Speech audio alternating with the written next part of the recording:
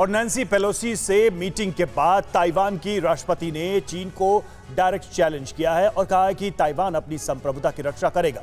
America ने हमेशा Taiwan का साथ दिया है।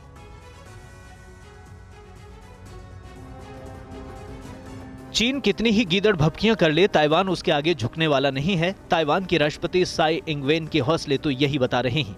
ताइवान की संसद में यूएस स्पीकर नैन्सी पेलोसी से मुलाकात के बाद मीडिया को संबोधित करते हुए ताइवान के राष्ट्रपति साई ने चीन को डायरेक्ट चैलेंज किया। राष्ट्रपति साई ने कहा कि ताइवान कभी पीछे नहीं हटेगा, अपनी संप्रभुता की रक्षा करेगा। Facing deliberately heightened military threats, Taiwan will not back down. We will firmly uphold our nation's sovereignty and continue to hold the line of defense for democracy.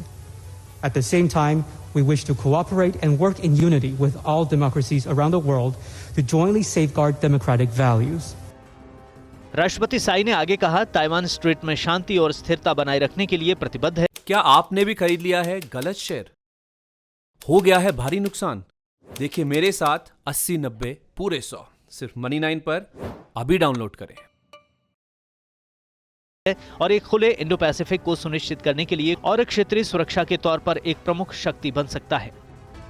इधर ताइवान विजिट के दौरान नैन्सी पेलोसी ने भी चीन पर बड़ा हमला बोला। उन्होंने बीजिंग के थियानमेन स्क्वायर पर हुए नरसंहार का जिक्र किया और मानवाधिकारों का मुद्दा उठाया। नैन्सी पेलोसी ने खतरनाक टेक्नोलॉजी ट्रांसफर के लिए भी चीन को घेरा। ताइवान पहुंची अमेरिकी हाउस ऑफ रिप्रेजेंटेटिव्स की स्पीकर नैन्सी पेलोसी ने चीन को क्लियर कट मैसेज दिया कि अमेरिका ताइवान के साथ खड़ा है। नैन्सी ने चीन को साफ शब्दों में कहा कि ताइवान से उसकी दोस्ती इलाके में शांति के लिए है। चीन की तमाम धमकियों के बावजूद ताइवान पहुंची नैन्सी ने कहा कि अमेरिका ताइवान में लोकतंत्र का समर्थक है और ताइवान को उसका समर्थन वक्त की मांग है। इतना ही नहीं, नैन्सी पेलोसी ने चीन को यह भी बता दिया है कि अमेरिका ताइवान के साथ मिलकर काम करेगा, ताइवान के साथ आर्थिक रिश्ते और मजबूत करेगा। इसके अलावा नैन्सी पेलोसी ने चीन को भी आड़े हाथ लिया। पेलोसी ने एक साथ मानवाधिकार, ट्रेड और सिक्योरिटी के मुद्दे पर चीन को खरी-खरी सुनाई। Just go back to Tiananmen Square for a moment. That was bipartisan. It was over 30 years ago. It was bipartisan when we were on Tiananmen Square, and we were there specifically making the statement on human rights.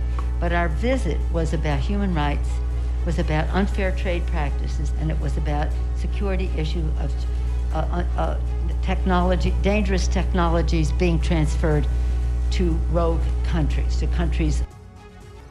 American experts ने PLA की क्षमता पर गंभीर सवाल उठाए हैं। चीन की मौजूदा सेना के पास युद्ध का अनुभव नहीं है। एक्सपर्ट्स ये भी कहते हैं कि रूस जैसी गलती नहीं दोहराना चाहेगा चीन। ताइवान पर जीत हासिल करना आसान नहीं होगा चीन के लिए।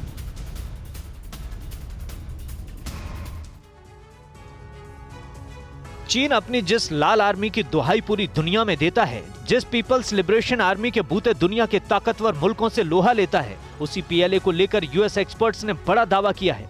अमेरिकी विशेषज्ञों ने पीएलए की क्षमता पर गंभीर सवाल उठाए हैं। एक्सपर्ट्स ने दावा किया है कि चीन की मौजूदा सेना के पास युद्ध का कोई अनुभव नहीं है। बेशक चीन रूस का खास दोस्त है, लेकिन वो रूस जैसी गलती नहीं दोहराना चाहेगा। अमेरिकी डिफेंस एक्सपर्ट्स के दावे के मुताबिक चीन इस बात पर काम कर रहा है कि उसकी फौज बड़े युद्ध में कारगर हो। चीन की आर्मी ने काफी दिनों से किसी जंग में हिस्सा नहीं लिया है। काफी समय से युद्ध से दूर रही चीन की सेना पर विशेषज्ञों ने सवाल उठाए हैं। पीएलए एयरफोर्स की जंगी मैदान में टिकने की सिर्फ 2 हफ्ते की क्षमता है। चीन की ग्राउंड फोर्स को यूक्रेन जैसे ऑपरेशन के लिए बड़ी तैयारी करने की जरूरत है। चीनी सेना उन कमियों की समीक्षा कर रही है जिनकी वजह से यूक्रेन में रूस को मुश्किलें पेश आईं। ऐसे में सवाल है कि क्या चीन की सेना ताइवान पर कब्जा करने की हालत में है या फिर अमेरिका को चीन की धमकियां सिर्फ हवाई हैं। क्या आपका म्यूचुअल फंड सही है? फिर क्यों नहीं हो रही कमाई? जानिए मेरे साथ म्यूचुअल फंड सेंट्रल में सिर्फ Money9 पर। अभी डाउनलोड करें।